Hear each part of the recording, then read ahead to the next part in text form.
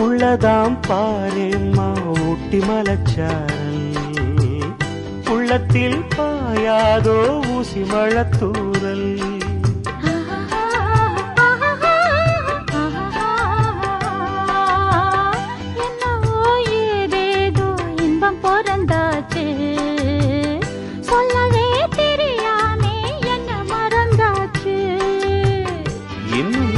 ஆனந்தம் தன்னால் புரியும்